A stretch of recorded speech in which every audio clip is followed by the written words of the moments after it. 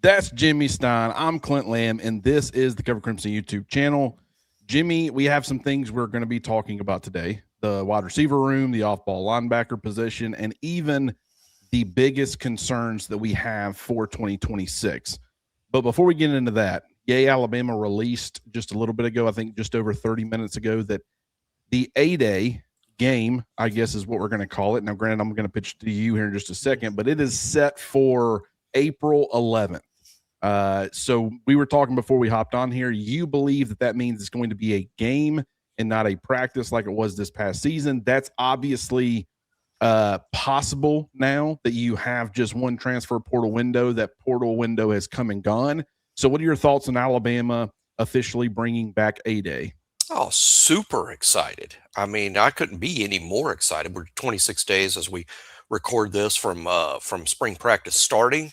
It's going to be one of the most fun spring practices that I can remember because roughly 13 of the 22 starting positions to me are up for grabs, and there'll be a battle that will last throughout spring. 50% of the roster is brand new. 50%. 44 players back from last year, 43 new signees between portal and signees. So I'm so excited. And boy, what a month of April it's lining up to me. Just for me, you got there'll probably be a football scrimmage on April 4th, A-Day on April 11th, the big Morgan Wallen show at Bryant-Denny on April 18th. The following weekend is the NFL draft. It could be the greatest month of all time that doesn't take place in the fall. So I'm fired up about it. Yeah, I am too, and that's a great point. A nice little run there, and the fact that we're a month away. You going to that Morgan Wallen show? I've seen Morgan Wallen. I do not have tickets right now. I won a lottery. We won a lottery as far as like you got to like submit your name, and I wouldn't say I'm the biggest Morgan Wallen fan. In fact, for forever I called him Morgan Whalen. And then for some odd reason, it was one of those things where I couldn't remember which one was actually right, the one that I was joking about or the actual one. So every time I go to say Morgan Whalen, I have to like think about it. Whalen's a big country name, so yeah, that's understandable. I just did it again. I called him Whalen. It's a big problem. My wife is not happy when I do it. Neither is my sister-in-law or future sister-in-law. So yeah, the fact that they're bringing back A-Day, the fact that we're actually going to get to see these guys in more of a game-like setting, which that was a big thing that I was going to be asking you about, is more so, okay, do you think it's because, last year it was like an A-Day practice. So when I saw the announcement, I was sitting there thinking, okay, does that mean A-Day practice again? Does that mean A-Day game? It didn't say anything about a game, but it would just make sense that you can be more flexible and bring back some of the spring excitement around college football. I thought last year, just the fact that you didn't have these spring games. I like watching other teams' spring games. I think it's a great chance to kind of tune in, see what other SEC teams are doing, Ohio State, others. And just the fact that you really didn't have that, I felt like as far as trying to connect to a lot of the new players, now that the transfer portal and NIL is such a massive part of college football, I thought it was a big swing and a miss because a lot of these guys, you want to see them in these types of settings, get comfortable with them. And then by the time that East Carolina rolls around in week one, you've seen, Noah Rogers. You've seen, Kedrick Bingley-Jones. You've seen Caleb Woodson. And it's not just what you've pretty much heard. And yes, you will see them in a practice or you would have this past season, but it's a little bit different, kind of giving them a chance to compete. Now, granted, Kalen DeBoer and this coaching staff, I don't think they're huge on, the Nick Saban approach where it is a true game. It might be more like it was a couple of years ago where it's in a lot of ways, it's more of a practice, but it's still more game-like than it was this past season. That will be interesting. And I hope that they're back to being televised and that we can actually get some replays where fans who aren't able to attend, they can watch it and then also go back and I watch, typically I'd watch the A-Day game several times throughout the offseason and see if there's anything that I missed. So certainly looking forward to that, man. You got anything else on it? Nope. Just same as you. I hope it's game-like. I think fans enjoy that more. And I think you glean more from it if it's game-like. And again, the twos will be really competitive with the ones this year more so than other years because the twos are competing with the ones for jobs. There's a lot of ones that are going to be on the twos right now. That's exactly right. I mean, in the spring, you could be a one versus a two, And then fall camp rolls around, and all of a sudden that 2's a 1 now, and that 1's been relegated to being a 2. That's what's going to make it infinitely more interesting, because the lineup just won't be set. And I know so many people will look forward to the spring as like, oh, I can't wait to get some answers about who are the starters. Let's be real, that will happen in fall camp. Spring, now you can leave the spring in position, to where, hey, I'm going to start fall camp as a 1. But nothing's decided until then. Of course not. Yeah, that's a great point, man. I'm certainly looking forward to it. Let us know your thoughts, in the comments, as far as, how are you feeling about this Alabama team? How are you feeling about A-Day coming back? Are you excited? Do you care? It's one of those things where going a year without it certainly made me realize how much I should appreciate it, because it's not, official football, but it's a chance to see a team that we all care dearly about on the field in a setting where they're allowed to be competitive, and you can, take a little bit more from it. The practice, I do think in some ways it was pretty informative, but I also think that it was very chaotic. I think some of that was by design. They wanted to keep you distracted as much as possible, and you couldn't hone in or focus on any one thing. But it just, from an evaluation standpoint, the fact that it was all about taking notes. I know some people took some video when they weren't supposed to. Someone uploaded that to uploaded that to YouTube. And I went and watched that multiple times throughout the offseason. It's very hectic. It's hard to keep up with, but just more so having something that you can refer back to. I'm excited to have that opportunity, because there are a lot of new players. It's a new offensive line. In a lot of ways, it's a new defensive line. You're going to have new sets of starting linebackers. The pecking order at running back could end up looking different. Don't know that it will in an A-Day game necessarily, but you could end up seeing some different things there. A lot of these spots, quarterback being by far the biggest one, getting to see that quarterback competition kind of start to play out. I'm looking forward to it, man, and I hope everybody else is too. Let's talk about this wide receiver room, though, because, it's a very intriguing group. It's not as deep from the standpoint of like last year. I really was like, I could go 6, 7, maybe even 8 deep, where I'm like, I could see any of these guys contributing. You don't go that deep. I think probably 5 or 6, probably 6 guys, which is still a good amount. And I think those 6 have a chance to be part of, collectively, maybe one of the best wide receiver rooms in the country. Got to see it come together. Got to see where certain guys fill in. But what are your thoughts on this Alabama wide receiver room as spring ball approaches? Yeah, 2 groups. I mean, I see a clear dividing line. There's 10 on scholarship, that we're aware of. 10 on scholarship that we believe are aware of. 6 to me are what I would call clearly going to be the first team rotation, and 4 are what I'm going to call the depth. They may all play. I mean, why not? Particularly playing up to 4 games for those freshmen, I think is very possible. They may all play. Let's talk the depth quickly, just because they won't figure in prominently into the games as much. I think those 4 depth guys, and you'll very likely agree, MJ Churgwin, who's back from last year, now placed on scholarship. He was a walk-on last year. Actually caught 2 balls a year ago. That's 2 more than Derek Meadows, who I'm putting in the first group. But MJ Churgwin played some last year. He'll be a depth guy. And the 3 late signee freshman guys, the freshman wide receivers that all kind of committed and signed with Alabama later in the process, MJ Mathis from Atlanta, and Aubrey Walker from Moody, and Amari Saab from New Jersey. I think those guys are the depth guys. The 3 freshmen are likely to redshirt, but maybe not, because they'll all play. I'm intrigued by those 3 freshmen. Churgwin's a senior, by the way. I'm intrigued by those freshmen. Now, I am not projecting stardom for any of them. I'm not, just because I don't want to be that guy that thinks everybody that signs with Alabama is going to be great. I'm not that guy.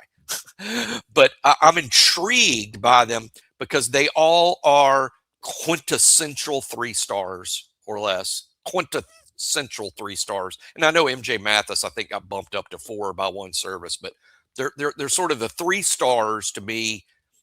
But I like each one of them, and I'm curious to see how things work out for them long term. Well, let's talk about this year, and that's those first 6. I think Ryan Williams and Latsier Brooks head the group. I think they'll be the two best players. I think they'll get the most targets, catch the most balls, make the most plays.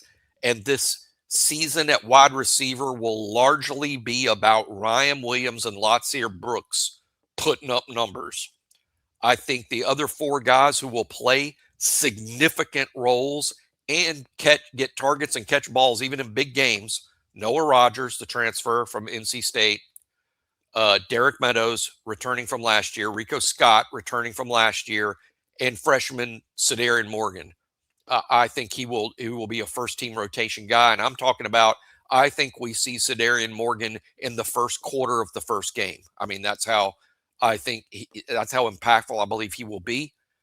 But in terms of most targets, most receptions, most touchdowns, the show, it's going to be Ryan Williams and Latsier Brooks, and I think both have big, big years. Ryan in particular, I think will have a year that will place him in that pantheon of Alabama first-round receivers that Alabama has had stretching back to Julio, between Julio, Cooper, Ridley, Judy, Ruggs, Waddle. I think Ryan has a season that places his career alongside those guys going forward. You know, it's fascinating with this group because this past season, you know, you could make an argument for maybe 6 guys being a quote unquote part of the rotation. Like Derek Meadows got meaningful reps. He didn't get targets. He didn't get many reps. Obviously, the concussion against Missouri, I don't know how he would have been trending. Like that's really where you started to see him emerge. And that concussion was nasty. It looked very dangerous. It put him out for a while, and you don't know how much that affected him for the rest of the season. So it's unfortunate because I kind of, was that like a one-off? Was that, oh, this guy's had a couple of good weeks of practice. We reward players if they show that they're, practicing well. We'll put them on the game field, give them opportunities. Or was it something different? Was it that this coaching staff is maybe a lot higher on Derek Meadows? And granted, I'm not low on him at all. I want to clarify and make sure that people understand that. But was it more so maybe the coaching staff is even higher on, Derek Meadows than the rest of us? That is something that I will be curious to see moving forward. But, you had technically 5 guys like Derek Meadows, the fact that he only played 53 snaps in 15 games, the fact that he didn't get any targets. I would say there was probably 5 players who really were, played at least 250 snaps, with Rico Scott being that 5th guy with 258. He didn't have a ton of targets, but he did get targeted. He did make some plays. And so I would certainly include him as far as that rotation. Now, granted, his contribution started falling off as the season progressed, but I do think that they view him as a guy who has a bright future in Tuscaloosa. And they wouldn't have, he was the only player in the transfer portal who entered from Alabama. They actively went out and tried to get him back, and they did get him back. And so, I think that probably means something. My question would be, though, if, we didn't really see 6 guys consistently, it was more that this coaching staff typically has been 4 or 5 guys. And that's where things start to get interesting, because I do agree. I do think there's 6 here who could potentially be a part of your rotation. Yes, it's early. Yes, it's unfair to even ask the question this way, but I'm going to do it anyways because I think it creates the most interesting conversation. If you had to drop one of these players off the list right now, who would that be and why? One of the 6? One of the 6. I'm going to say Derek Meadows. Okay. And just simply for this reason. Now, first of all, I think Sedarian Morgan will be so impactful when he shows up and be kind of the designated big receiver, that he sort of is going to do a lot of the Derek Meadows things, and that he's so similar to Derek. I think he just sort of leapfrogs him. That's a projection prediction, which is fun. That's what makes the show fun, right? Projection prediction. Hey, and if it turns out wrong, it turns out wrong. I'm certainly a big Derek Meadows fan, and I'm rooting for him. But, in terms of projection, I'd say Sedarian sort of leapfrogs Derek, and then Derek sort of ends up being the, quote, 6th guy out of the 6, which means less targets, less receptions. I don't have the numbers in front of me. I should have pulled it up before we started. I think the 6th most catches from the wide receiver group last year, Clint, this is off the top of my head. I think the sixth guy was Cole Adams, and he only caught 5 balls. I would project that the sixth receiver, even if it's Derek, he'll catch more than 5 balls this year. Now, it won't be a ton, because I think Ryan and Lottie are going to eat up so much of it, rightfully so. But yeah, I would put Derek Meadows sixth because I'm such a believer in Sedarian Morgan being great right off the bus. I am 100% with you. Once again, share the same brain. My exact same thought. I'm surprised you aren't going to that Morgan Wallen show like I am. Who knows, man? I'll use the well, I don't know. Maybe I can't decide which one of us should use the brain that night. you can. Well, yeah, that's a good point. I was about to say you could use it, but probably won't need it as much. I don't want you damaging it with any sort of alcoholic intake. That's going to happen. But I'm the same line of thinking, brother. Same line. I think that what CD Morgan brings to the table from a size perspective, from a ball winning perspective, Derek Meadows, I think in some ways the reason that he really started to crack the lineup is I think they would have liked to have had that this past season. I think a lot of people, myself included, mistakenly believed that, Isaiah Horton was going to be that type of player. He just wasn't. He was long, but he wasn't that type of wide receiver. And so in some ways, and granted, Noah Rodgers can bring some of that, but he's really not this dynamic ball winner. He kind of feels in some ways a little German Bernard. Like Bernard can go up and over guys. We saw that against Oklahoma, right? I mean, he can make some spectacular catches, but he's more of a guy who does a lot of things well, but really nothing that you would sit there and say on an elite level other than like leadership and being reliable and consistent. I would put all of that in an elite category. But as far as the on-field traits, I don't think he's like the fastest guy. I don't think he's the strongest guy. Like he's strong and he's got enough speed and he can run the routes and he can be effective, at all 3 levels. He can be effective over the middle of the field. He can play inside. He can play outside. He can play all 3 wide receiver positions. That's the type of player, maybe not to that extent, obviously, but that's the type of player that I more so view Noah Rodgers as right now. I also think, like Jeremy Bernard, there's still, some upside as far as Noah Rodgers is concerned. But I think they really wanted that big, towering receiver who could be a mismatch problem, someone that gives you headaches, and someone in this offense that can go up and win those contested catch situations. And obviously they didn't get it from Isaiah Horton. Obviously Derek Meadows, was young and he had the concussion problem and just never really developed or became that player. This is what Sedarian Morgan does. This is like if we are in fact correct and they really coveted that and they missed it and they want it, they went and got the perfect guy for it. Because while I have questions as far as the ability to separate and all those things, that will be a TBD. The one thing that this guy does at an absolute elite level is he brings elite size, he brings elite strength for the position, and he can go up and win 50-50 balls. I mean, that's just what this cat brings to the table. And so I think that he's going to be a part of the rotation. And granted, will that be immediate? Am I talking East Carolina in week 1? Maybe not. Maybe he hadn't, reached that point. But I think him being able to enroll when he did, already be a part of those bowl practices, leading up to a college football playoff game, and then, having the entire spring to really start to find his groove and get comfortable, I think that he's going to be in a position to kind of hit the ground running once fall camp gets underway.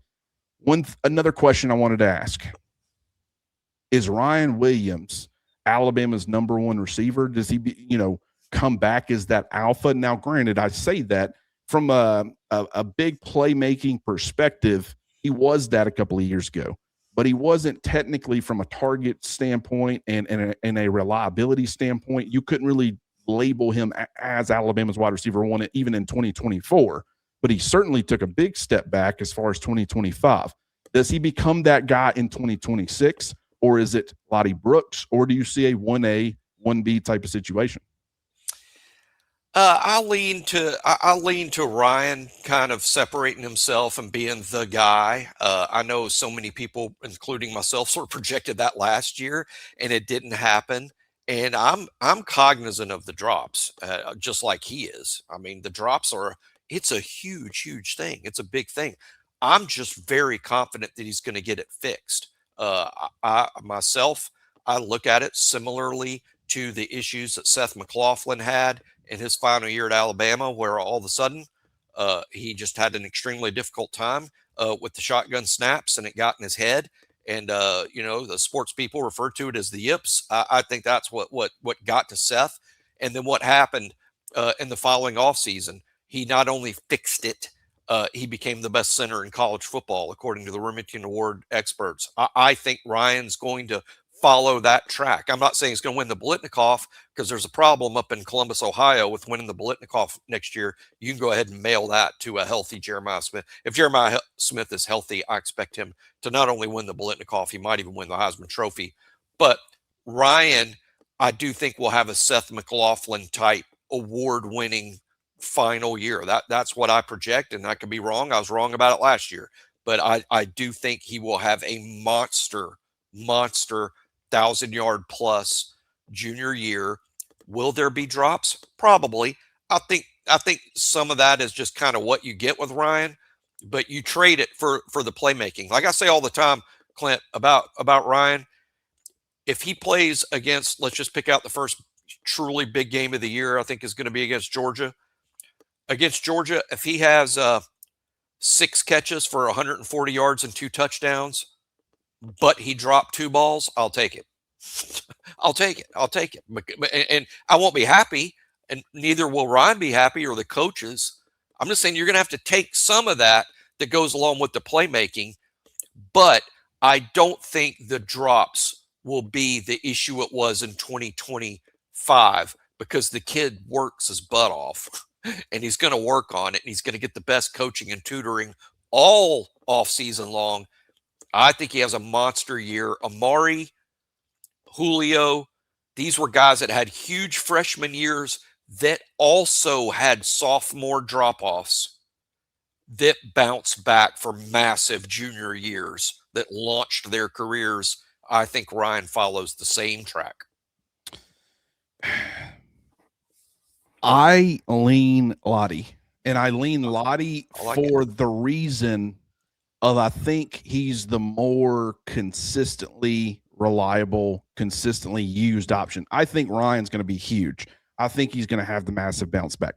It would more so, maybe this doesn't line up perfectly, but you remember in 2021 with John Mechie and Jameson Williams, technically John Mechie led the team in targets with I think 128, and Jameson Williams had like 115. So it wasn't anything substantial, but that was definitely a 1A, 1B. Now, as far as the more exciting, the one that was doing the stuff that was wowing you a little bit more, that was Jameson Williams. Where he went in the NFL draft kind of indicated. Now, granted, John Mechie was coming off of a torn ACL. Well, they both were actually. So that really, I guess that negates each other, because despite the fact that Jameson Williams was also coming off the same injury, which he suffered later, much later, he still ended up going number 12 overall to the Detroit Lions. And it was the explosiveness that he brought to the table. Not saying that they're the same players. I'm not saying Lottie and John Mechie are the same players. I think Lottie actually, from an upside perspective, he feels closer to the Jalen Waddle side of it than he does the John Mechie side of it. But kind of in the same way where, it was like a 1A, 1B type of situation. But Jameson, when you looked at the target share and who actually ended up being targeted more consistently, it was more so John Mechie. I think that Lottie is going to be the guy who ends up leading the team in targets. And, when you look at Jameson Williams from that season, he averaged, I think, just under 20 yards a catch. John Mechie was like around 11 and a half, but he was a lot more steady. It's just the way that things were kind of set up. I could see this wide receiver room actually looking pretty similarly. Now, granted, Slade Bolden, who does that end up being? Do Lottie and Ryan, are they far and away the top 2 receivers like that 2021 season, or is it a smaller gap between 1 and 2 and then 3?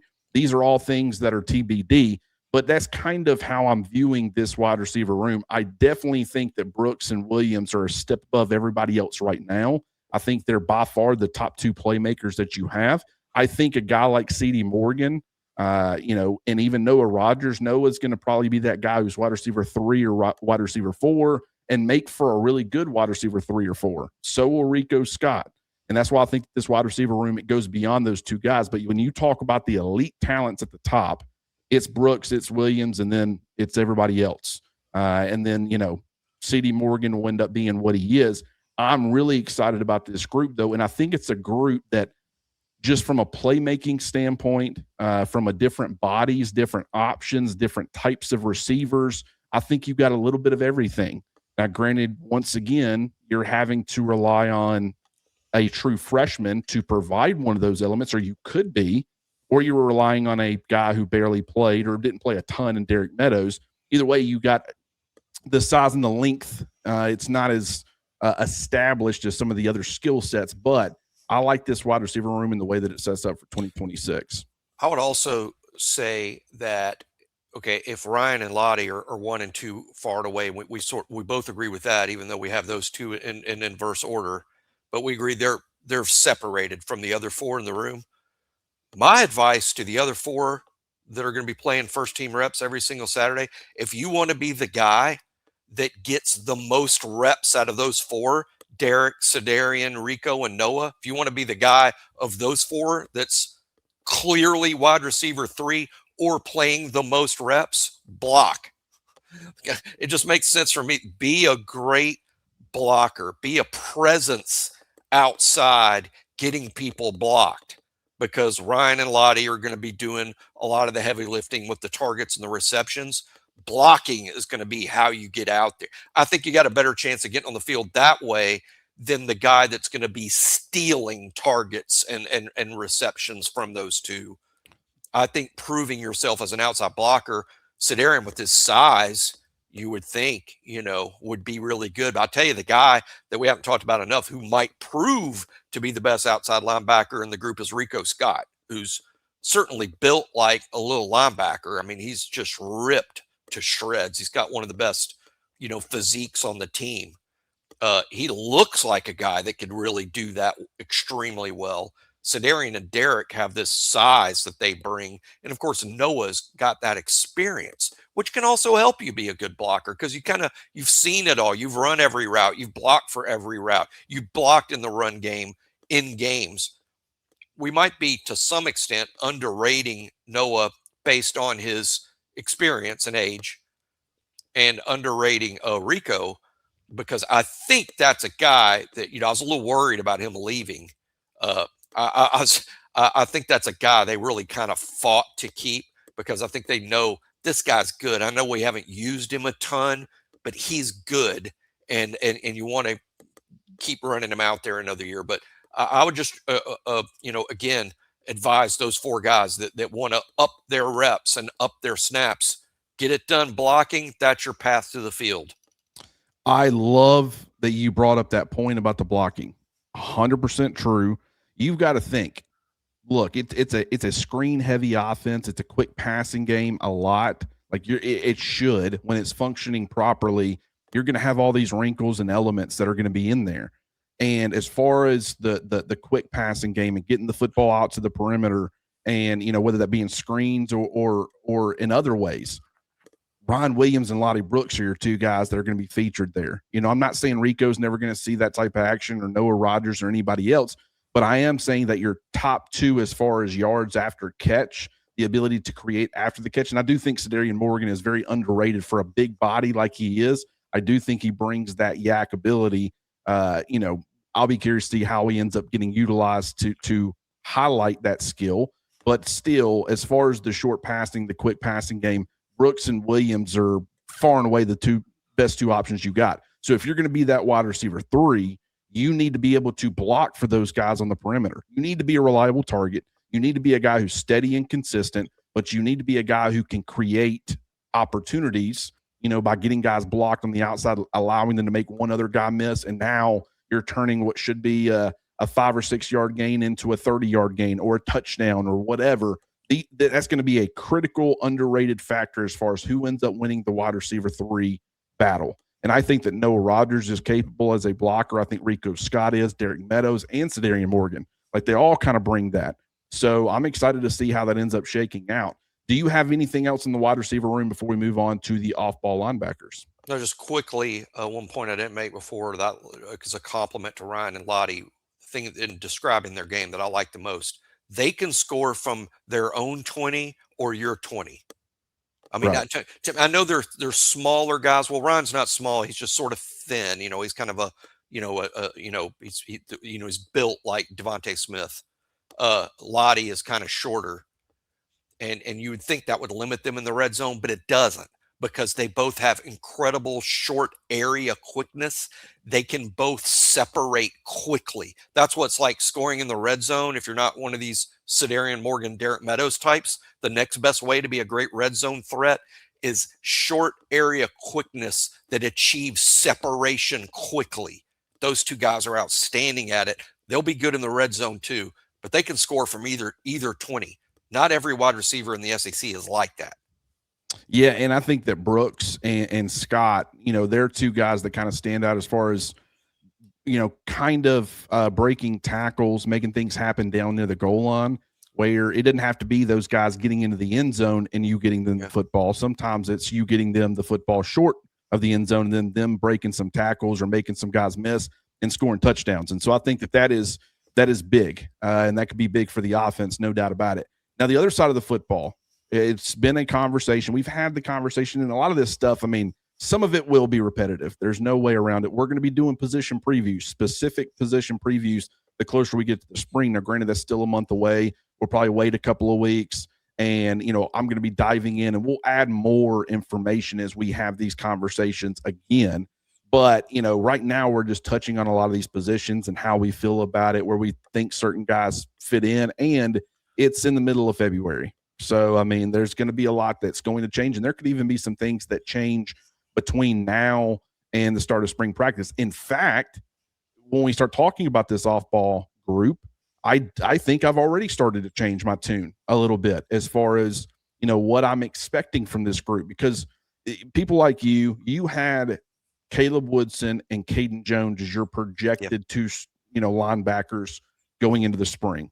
I had QB Reese and Luke Metz. I found it fascinating that we kind of ended up where all four of the main ones who were in that competition we included, but, it kind of shows you that it's really anybody's battle. It's anybody's, to win.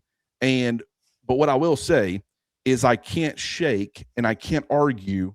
I look at Caleb Woodson's 2025 tape and I see the upside. I see why he was pursued against Vanderbilt. I talked about him being an apex player, and they were crashing him and really causing Diego Pavia some issues as far as what they want to do offensively, and how, I could see Kane Womack seeing that and saying, ooh, I want that, and I want that type of player. But I didn't see a guy who's like a surefire going to come in, guaranteed going to be one of your starters in 2026. I just didn't see it on his 2025 tape. And the fact that he had the DWI arrest, the fact that he had his captain status, revoked, like these are things where it's like, I'm not going to just sit here and hand him a starting job out the gate. But what I can't dispute is how quickly he was pursued, because Devin Tompkins, you see the clear path. You see it as far as the Super Bowl and the, the college football playoff, really, as far as like Milton Williams for the New England Patriots. You look at like Jalen Carter and Jordan Davis for the Philadelphia Eagles.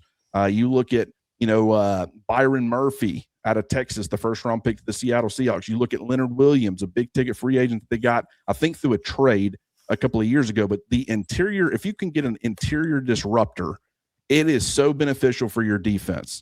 And I think that Alabama saw Devin Tompkins very quickly. They identified him very quickly, and they thought, as far as guys who were available, this is about as good as it gets as far as the disruptiveness on the interior, but also has the ability to play a little bit further outside and can play bandit for you. So I think he was quickly identified, and they went after him. They saw Hollywood Smothers, a running back, a guy who could really elevate your run game. They identified him early. They got him on campus. They got him committed. They didn't get him signed. He's now at Texas, but there was an emphasis. They took you in a certain direction as far as what they thought and where they thought they needed to improve. But off-ball linebacker, we all talked about it and how important we thought it was. Well, they identified a guy very early in that process, and they went after him, and they got him on campus, and they made sure that they gave him the respect and the financial side of things enough where he went ahead and committed. They locked him down. I don't think that means nothing. I think that they probably see something. So what I did was I went back and watched more of his 2024 tape, and I was impressed. I was a lot more impressed with 2024 than 2025. And I don't know what factored into that. I don't know if it was just getting the season off, on the wrong foot or what happened, but I more so saw a linebacker in 2024. Not saying that he didn't still have deficiencies and issues. I still think he's got things he needs to work on, but I've now come around on this idea that, yeah, he was probably brought in to be a starter.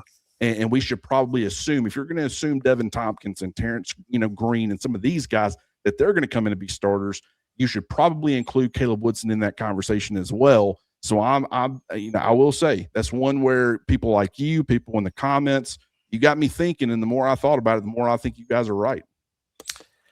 Here's what's really hilarious, especially since we share the same brain, and this will prove it. You'd think, well, here's an instance where y'all didn't. Y'all had two completely different answers, a couple of weeks ago for who would be winning the off-ball linebacker spots. So y'all weren't alike. This is how much we're alike.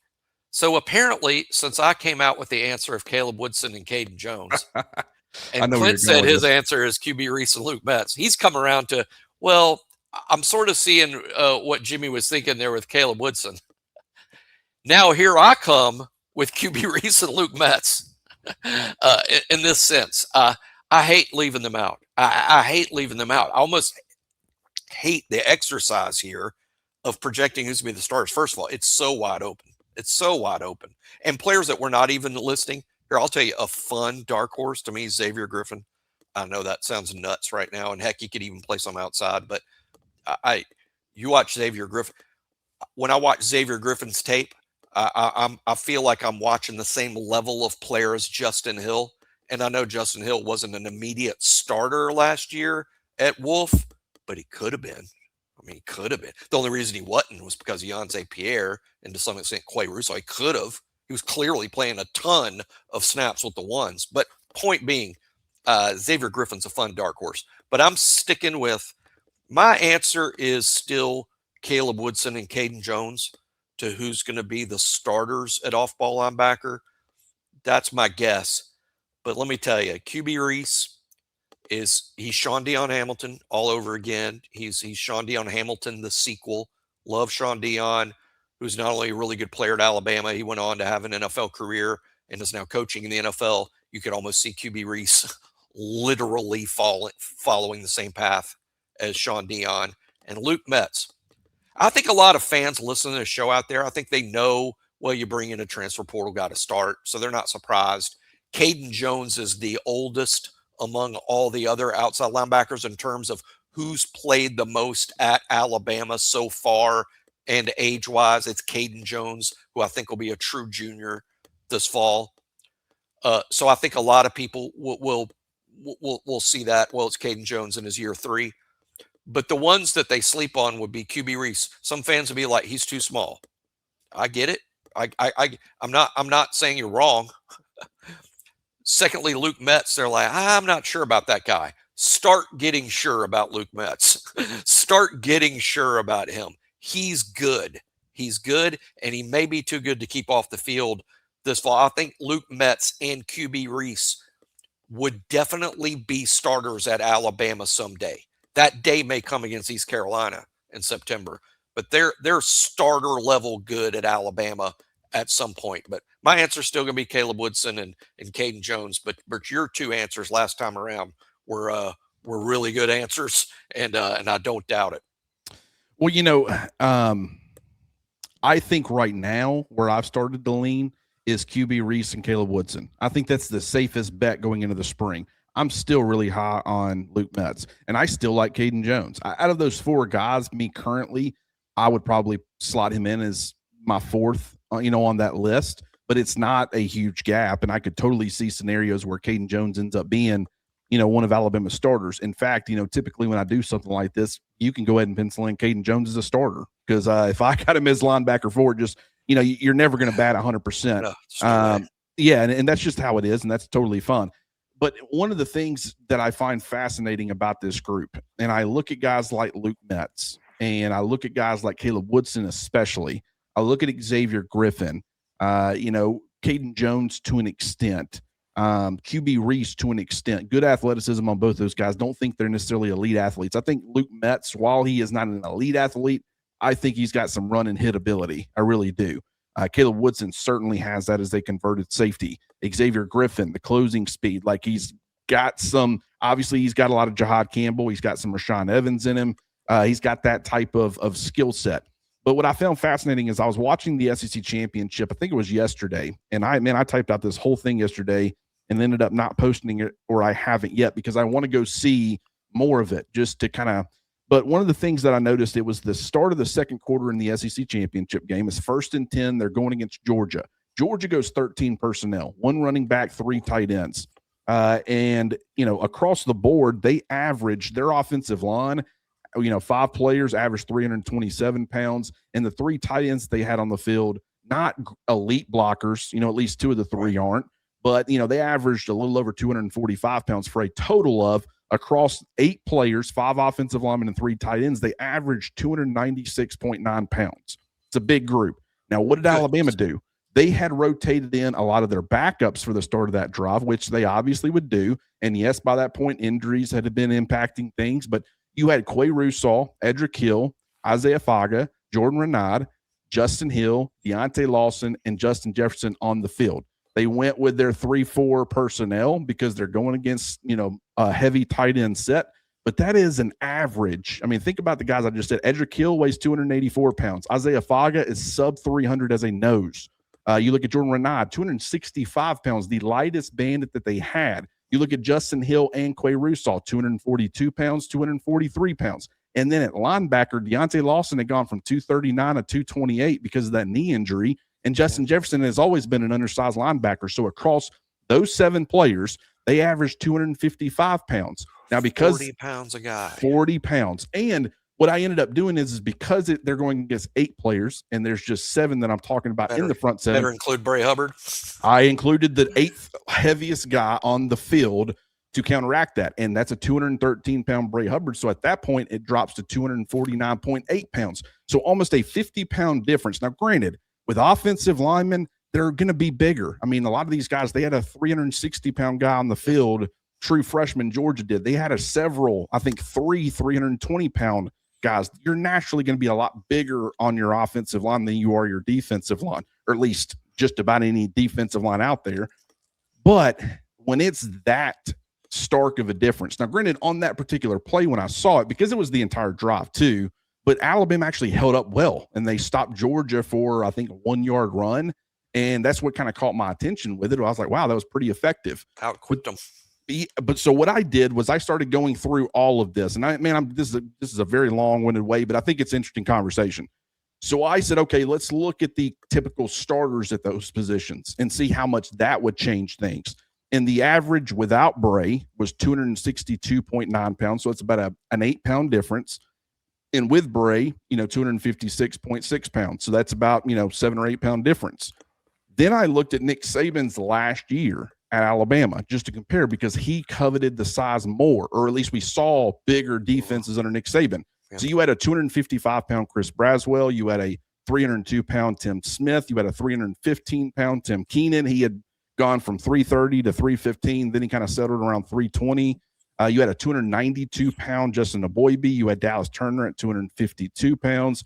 And then you had Deontay Lawson and Jahad Campbell, both listed at 230 pounds. Now, Tresman Marshall rotated in quite a bit. He was 236 pounds. That would have changed the average a little bit. But overall, that group averaged 268 pounds.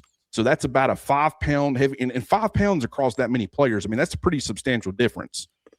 But then I looked and I started saying, okay, who will be Alabama's, based off of what I'm projecting, who do I think will be those players for Alabama in, as far as the starters in 2026 compared to 2025? And now you've got Yanze Pierre, who I think is going to get bigger. I could see him being north of 250 now.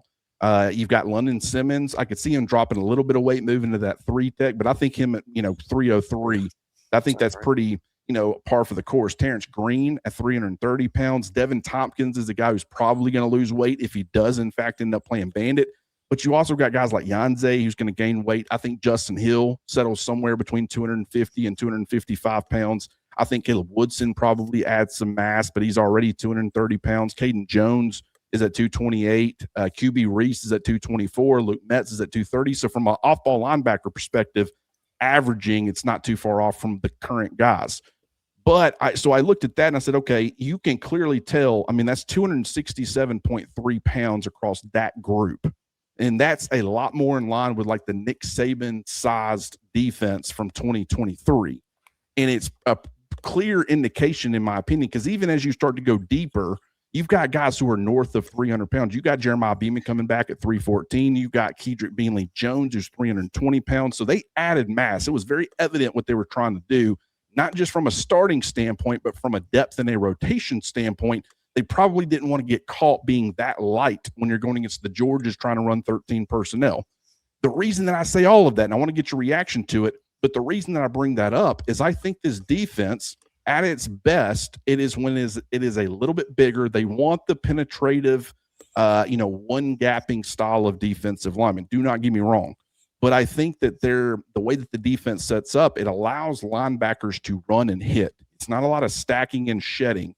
It's not a 3-4 where you're playing over a guard and you're two gapping things along with the defensive lineman. It's, you got your run fit. It is what it is, but it allows you to be more aggressive, more quick. And Alabama's got the linebackers for that. And so I think that getting bigger up front defensively could potentially help that style of linebacker moving forward.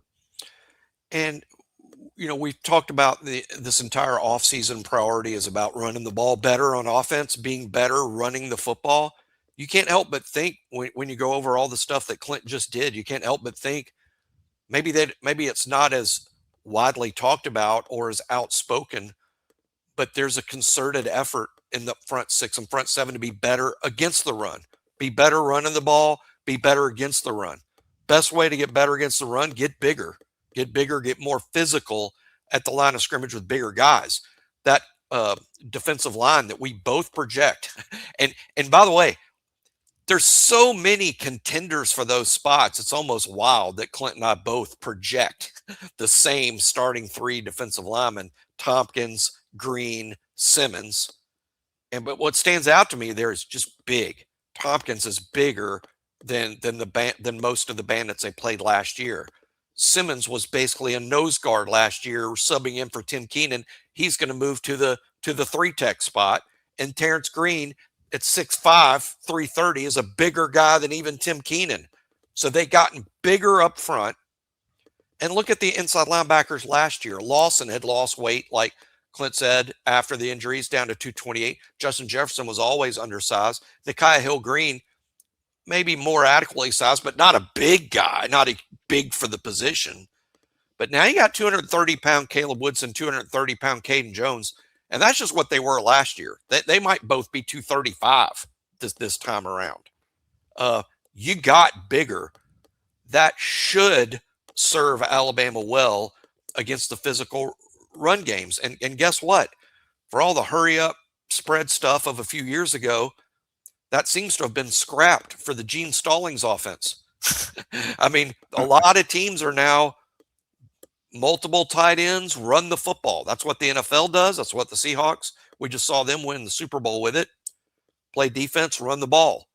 That seems to be almost swinging back in vogue. If it is, you better be big up front. Thus, I like where it's trending. And I like, as usual, that we're on the same page as what players are going to be playing the most vital roles. And I think right now, like there's a cat and mouse game that's constantly going on between offensive-minded people and defensive-minded people. You're seeing it a lot of times. It kind of starts off on the NFL level and then it kind of trickles down. In the college game and the NFL game, they're different to a point where I don't think you've got anybody on the college level actively trying to get, split safety, too high safety looks banned, like a Mel Kiper on the NFL level, because he wants to see the quarterbacks throw the football downfield, and it's harder to do when you go with those split safety looks. And that's a lot of what the NFL has kind of become. You don't see a lot of single high anymore because the quarterback play, the way that the offenses are set up. But like there's this cat and mouse game that is really happening on the NFL level where, you understand that a lot of defenses, they are reacting to your personnel and what you're putting on the field. And so maybe, You can get someone to go with a much heavier package defensively if you put 12 personnel on the field and you put 2 tight ends. But if you've got good pass catching tight ends, guys who can be more receivers, if they're not really looking at your personnel and looking at things situationally and your tendencies situationally, they'll throw out, if you're Alabama and you throw out 3-4 personnel against Georgia when they go 12 personnel. Well, if you've got Brock Bowers and you got, a Lawson Lucky or one of these pass catching tight ends that Georgia is kind of known for, then really in a lot of ways, are they truly a 12 personnel in that moment? Or can they get in 12 personnel, quote unquote, and then they throw the football because they've now gotten you bigger defensively? Or if you can go 11 personnel on the NFL level or really on the college level, and you can get the defense to go those split safety, 2 high safety looks, and then you can run the football effectively out of that, that puts you at a massive advantage. And so right now, I think that when the more versatility that you have, where it's like, I think with where things are going, a guy that is able to play multiple positions, a guy who can rush from the edge, a bandit who is a player who can play situationally inside. He can hold up as far as being a run defender pretty well, depending on who you got in there. But ideally, a guy who can play a little bit inside, can play on the edge, can stop the run, but can also get after the quarterback, whether it be as an interior player or as an edge when you are in those situations. If you got a Wolf who can do a lot of different things for you, it makes it to where, it's kind of the counter to those tight ends that can do a lot of different things for you. You put 12 personnel, but really it's a group of pass catchers. It's really 11 personnel in a lot of ways. Well, you've now got the personnel defensively where you can respond with bigger bodies who can hold up, but also you've got the pass catching side of it covered. You see what I'm saying? It's this constant cat and mouse. And I think Alabama is just adding the right bodies with a ton of versatility. And I'm excited to see what that ends up looking like, because I do think that with this defensive front, the way that it sets up, I think more so it can better protect your second level and kind of allow those guys to kind of do their thing and play their position. And of course, you're going to have to, fit gaps. It's not going to remove these guys from and let them play free, but it is going to, you're going to see guys command a lot more attention up front, which means there's less attention being paid attention to this second level, which is what allows them to kind of run and hit. I'm just fascinated to see how it all ends up working out. And I will say, I've been kicking different things around because I view Justin Hill was like, this guy should be starting. I think if he gets another offseason, there were some inconsistencies, even setting the edge. Sometimes he's going to get too far upfield. He's going to create lanes or gaps, but he is really good at stopping the run. Really, really good at stopping the run. Size, athleticism, can play in space, upside as a pass rusher, speed to power, can threaten the corner, can do all these different things for you. I'm like, man, this guy I hate that he's going to be platooning or splitting reps with Yanze Pierre, because I think I'm not going to sit here and tell you that, he's a top 5 player on the defense, but I would probably put him somewhere in like 7, 8 kind of range, where he is one of your top 7 or 8 players, but he's on the bench half the time or more than half the time because your top player on defense is Yanze Pierre. So I'm not saying that any of this is going to happen. It's the same kind of thought process of just toying with things and throwing out ideas. But this idea of maybe Bray Hubbard playing some linebacker, I've also thought, man, we haven't really seen it, but is it possible that a guy could truly be a starting off-ball linebacker for you while simultaneously being a true number 2 Wolf, where, you're playing him at off-ball, but he has the ability to very easily slide down and not just give you situational looks in obvious passing situations, not even what you did with Jahad Campbell. It's almost to a point where when you bring Yanze Pierre off the field, Justin Hill can now slide and be play for that entire series as a Wolf when you bring somebody else in as an off-ball linebacker. Is that possible? Not saying it is. I'm just kicking around ideas, but it's just fascinating to me because the fact that you have this versatility with guys like Bray Hubbard and Justin Hill and a lot of these other players, you can figure out creative ways to get them on the field and allow them to make an impact. And I think that makes this Kane Wommack defense really appealing and really exciting for 2026.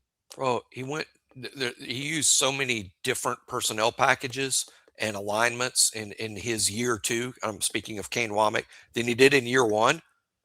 My thought is Is it going to be further expanded in year 3 where you see his defense become a lot more versatile and adaptable and going to heck, we've hardly ever played dime, but we did some we play like 0 dime year 1, quite a bit in year 2, maybe even see more of that, or maybe you go to 8-man fronts, or if you have the personnel that allows you to do it, you certainly have the players that you believe in that can play more than one spot. Cross training players is big. A lot of that happens in the spring, Clint, where you are playing players at more than one position. The spring is the time to do that, and I think you'll see guys like Devin Tompkins play some bandit and also play inside a defensive tackle. You might see Xavier Griffin play Wolf. You might see him play inside linebacker too. Justin Hill, as you said, could play both. Maybe Bray Hubbard gets snaps at linebacker. You obviously have some interesting personnel for that, but there'll be a lot of cross training going on in the spring. It's some people call it experimenting. I don't look at it that at all. I look at it like preparing for the inevitable run of injuries that you're going to have. It's just college football. Players are going to get hurt, and you got to play the next man up.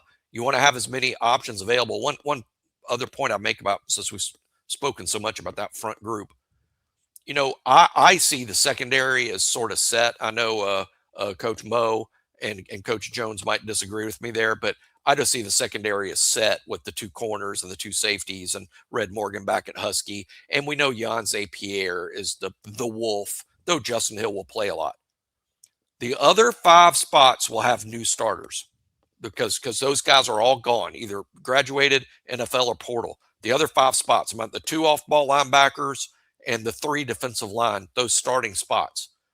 We have our guesses. We've guessed here on the show who's going to fill those spots. But what's exciting to me, Clint, is it's not a 2-man battle at each one of those spots. It's multiple guys. And that's even before you get to the multiple packages like you're talking about. I mean, you can there are more than 2 guys competing for each one of the bandit spot, the nose guard spot, Mike, Stinger.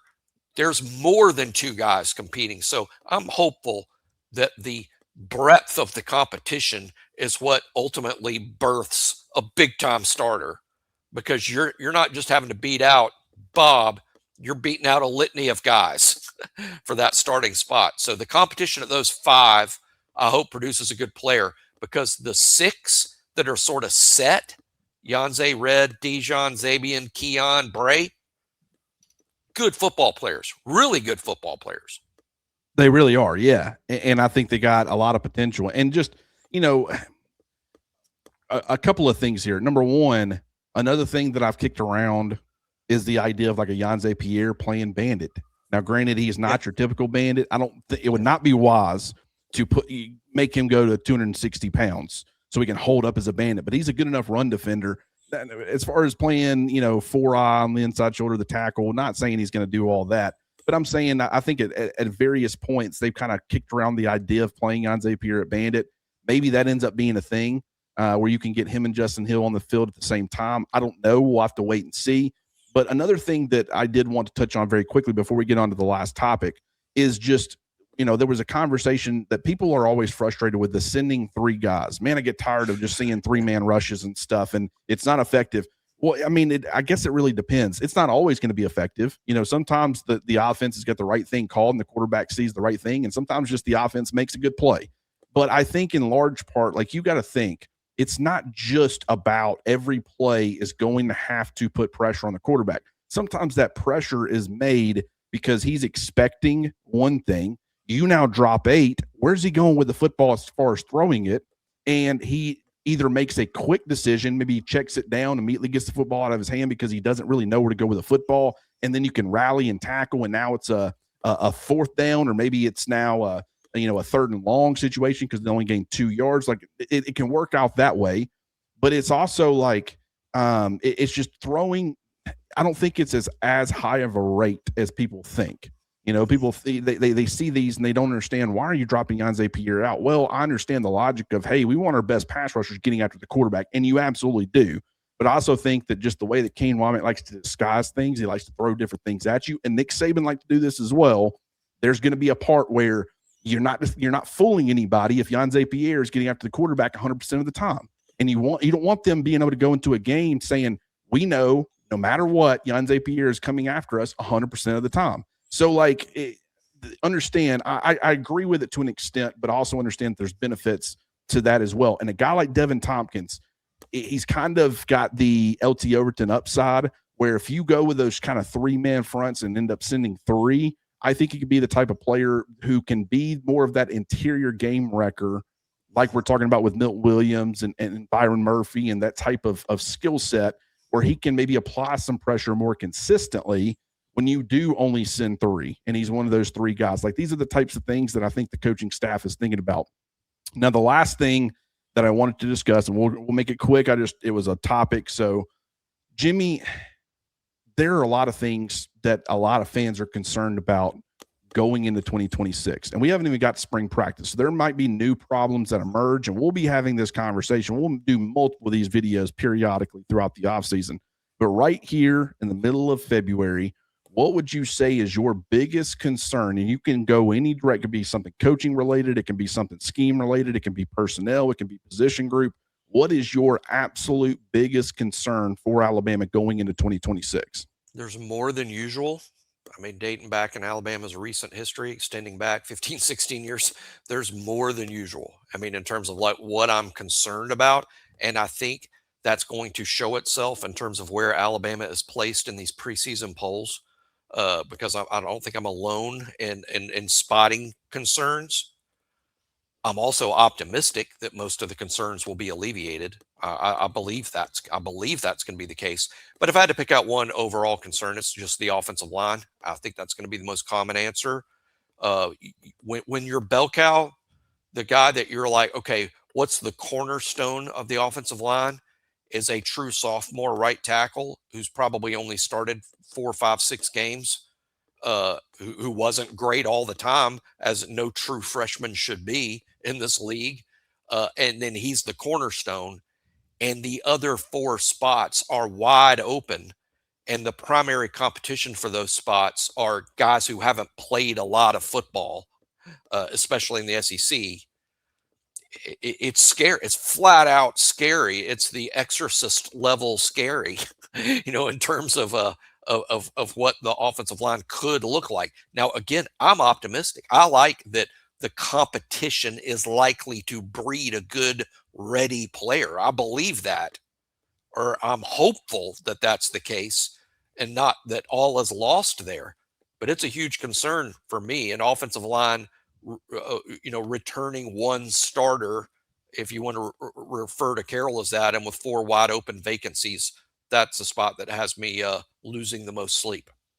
Yeah, I think that's the safest one, and that's the one that everybody's going to go with. And I want everybody to get into the comments, and I want you to share your biggest concern, because I'm curious to hear the different answers and which one are the most common that we get, because I do feel like offensive line is probably going to be one of the biggest ones. And I'm sure some of them they'll question Kalen DeBoer, they'll question Adrian Clint, they'll question Ryan Grubb and the play calling. They will question a lot, I'm sure, because there is a lot of uncertainty at this point. But I think the offensive line is the easiest one to kind of identify, because you went with that, and because I wholeheartedly agree overall. I'll go to my next biggest concern, and that is the running back room.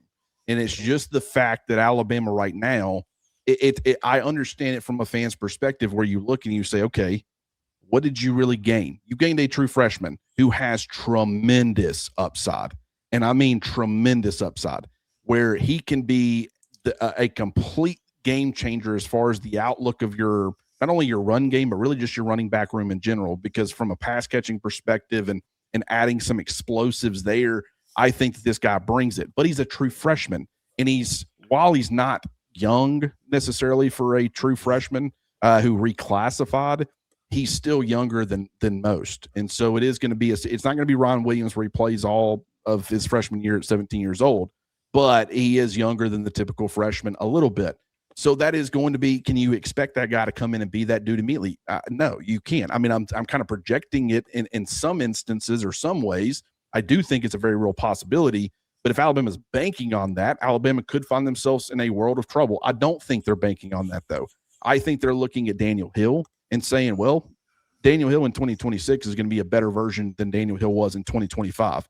maybe they get some weight off of him. Maybe he stays healthy throughout the offseason. He goes into 2026 a little bit healthier, a little bit leaner. The conditioning is a little bit better. He's got a better understanding of his roles and responsibilities. But I think he's a better version of himself in 2026. Kevin Riley, another offseason, get as big and as strong as you possibly can, keep that explosiveness. I think Kevin Riley, and just also not having the injuries, the broken jaw, I think they're expecting a better version of him. AK Deer is the one that I think can take a big step forward as far as that running back position and be a different version of himself in 2026 than he was in 2025. And so that's why I think they were okay with, after we, struck out on Hollywood Smothers and to an extent Raleek Brown. I don't know if that was a strikeout, but just the fact that you weren't able to pursue him because you thought you had Hollywood Smothers, locked up. Those are the two guys where it's like, yeah, that's pretty disappointing. And I do think they looked at that caliber of player and they said, this guy can really elevate, and we're willing to spend a little bit of money to get this guy. You can't sit there and say, oh, that guy wouldn't have made a difference. I think he would have made a huge difference. But I still think they like this room. But to me, there is a ton up in the air because while a lot of the problem was offensive line based, it was coaching based, tight ends you can put it on.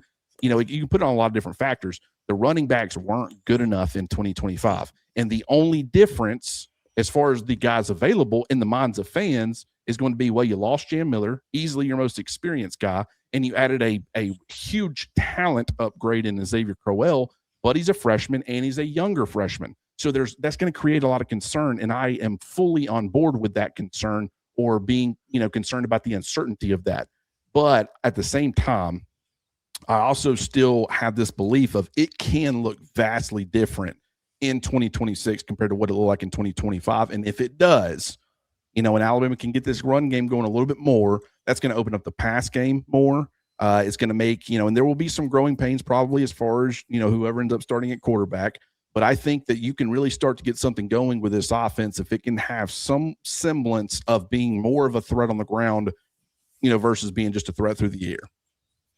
Yeah, when improving the run game, I agree. Not enough focus is on the running back room. Almost entirely the focus was on the offensive line, which is fair, but not 100% correct. It's fair. That's maybe the biggest issue, maybe, but it's not the only issue. You've got to get better blocking on the edge from the tight ends. You have to have a greater commitment from the staff. Maybe you have to tweak scheme a little bit, but the running back room has to improve too. It's got to be better. And, one other thing I think a mistake some make is there's two guys back there that I think that are seen as the talents, like the true talents, EJ Crowell and AK Deer. They are talented, gifted kids. We've seen the tape of their high school tape. They're gifted kids. That doesn't mean they're ready. It doesn't mean they're ready. Now, I believe they will be because I'm an optimistic kind of person, but I believe they will be. But talent does not equal ready to play. Daniel Hill and Kevin Riley are ready to play because they know the plays, they know the scheme, been there, done that, but they've got to improve. So the way I look at it is the veterans in the group, Hill, Riley, y'all got to get better. Crowell and Deer, y'all got to get ready. Two different things. It is, yeah. And, to kind of drive this point home, because a lot of people will bring up the running backs, and I do agree it's a concern. If I were to say they can fix one position to try to fix the run game, are you picking offensive line or are you picking running backs? And that to me kind of signals, while you can put some of this on the running backs, I think a huge majority of fans would say you can only fix one. I would rather go with the offensive line, because I think even with what you got at running back, in 2025, it can be better if you get more sustained blocks and things like that. There were plays where the blocking was there, the holes were available, and the running back simply missed it. It was a much lower percentage of the misses than guys just not being able to sustain blocks or whatever. So that kind of drives that point home. Jimmy, do you have anything else before we hop out of here, brother? Looking forward to next week's shows because we're creeping closer to the start of spring practice, just 26 days away from today. Just 26 days away. I said, yeah, roughly about a month, but really I'm under, March 9th. So we're really getting through. It's coming up quick. About 3.5 weeks at this point. And we are, I would say, probably a couple of weeks out where we're really going to start honing in. And I feel like we dive into the weeds with these position groups anyways, but I mean, specifically, we're going to touch on every player. We're going to touch on where we think they fit on in, how they fit in, deficiencies in their game. It's going to be some in-depth stuff. And we'll also be doing some roster ranking types of things. Easily the most difficult roster rankings. I try to put some together. Brother, I mean, I know you've done it for years. I've done it for the last couple of years. This is easily the most difficult roster rankings, even getting up So many at the new top. guys. Yeah, I mean, even at the top, I mean, but it's so many new guys where it's damn near impossible as far as running the length of all the scholarship guys that you have. But doesn't mean we're not going to try. So while there will be some guys who probably end up having some steep climbs post spring and then prior to fall camp, it's going to make for a great conversation. Jimmy, as always, brother, I appreciate you hopping on here with me. Appreciate everybody for tuning in.